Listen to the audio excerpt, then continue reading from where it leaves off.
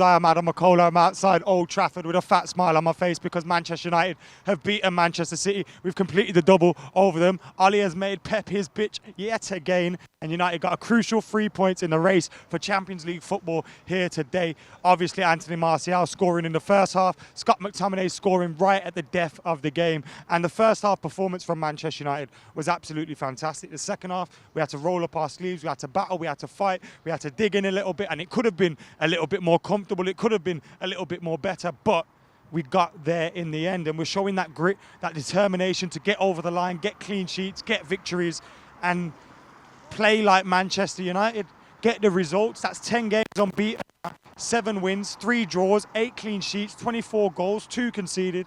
It's a fantastic record for Manchester United.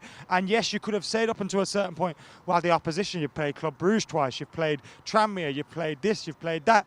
Well, today we played the reigning champions. Obviously, they're not going to be champions this season. We played the reigning champions and we got a comfortable victory. Yes, in the second half, they had more possession, they had more chances, but I never really felt like City were going to score, apart from the one time when the VAR, the linesman, really baffled me. He pulled up his flag. Aguero didn't look like he was offside to me. Aguero goes through and scores after David De Gea clearly stops. And then it goes to VAR and you're thinking VAR is going to give this. Whereas if the linesman didn't put his flag up, De Gea doesn't stop, potentially saves the chance. And I just don't get it. Let it go to a VAR decision. Why are you putting your flags up, especially for marginal offsides? And when I saw that live, I don't need to see a replay. I know that was marginal. So why are you putting your flag up? We saw it in the Arsenal game.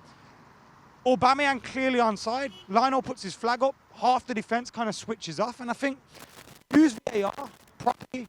Please do. I don't think VAR is a problem. I just think it's the way we use it. We've got Bellens running it. Doesn't make sense to me. But back to the football first half performance. We played the 3-4-1-2 that I wanted to see United play. The only difference is I would have played Igalo up top. Now, Daniel James worked very well. He worked hard, but his end product's not quite there at the moment. And he's clearly suffering for a little bit of confidence in front of goal and in terms of making that final pass. But his work ethic is always going to be there. And I thought he did work really hard. I maybe would have took him off in the second half when we brought off Martial and brought on Igalo, or even when we brought off Martial, brought on Igalo, because I felt it would have gave us that physical presence. It would have given us someone to hold the ball up, as we saw he did when he did eventually come onto the pitch. That was fantastic. He was working down the goalkeeper, the defenders. He was leading the press. He had Daniel James and Bruno Fernandes up there with him. He was clearly switched on today. Now, there was a moment where he could have cut the ball across to Bruno Fernandes, set Bruno Fernandes up for an easy opportunity. He didn't. He took a shot. He scuffed it. It went straight to the goalkeeper. But your strikers in them positions, you expect them to shoot. If he has a better effort, you're probably not complaining.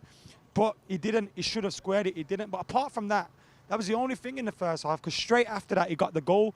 And again, Bruno Fernandes is on the free kick, sticks his arm up. Anthony Martial knows what time it is, gets on his bike. The ball through over the top is perfect.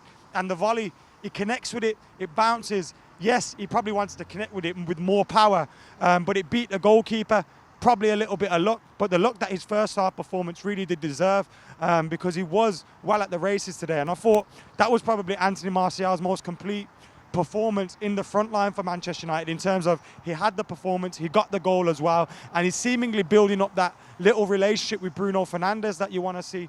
He doesn't make that run for Andreas Pereira or Jesse Lingard or anyone like that, because he probably doesn't have the confidence in them being able to find the ball to him.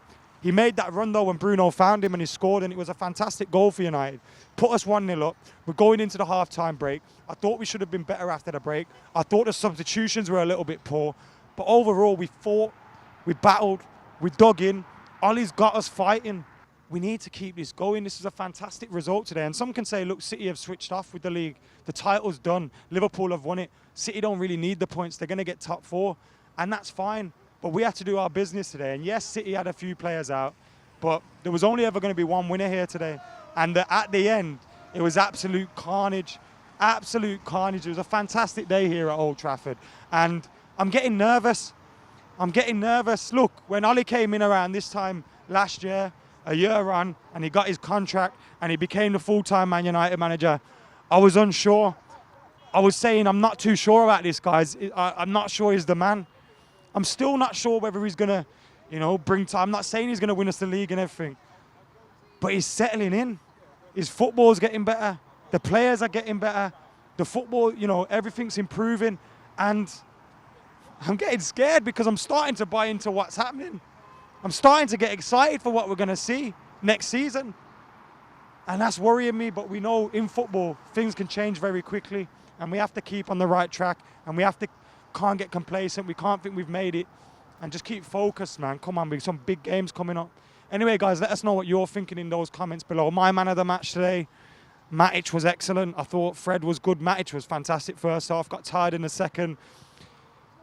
Matic, Martial were great, but Wan-Bissaka for me, man of the match today. Absolutely excellent.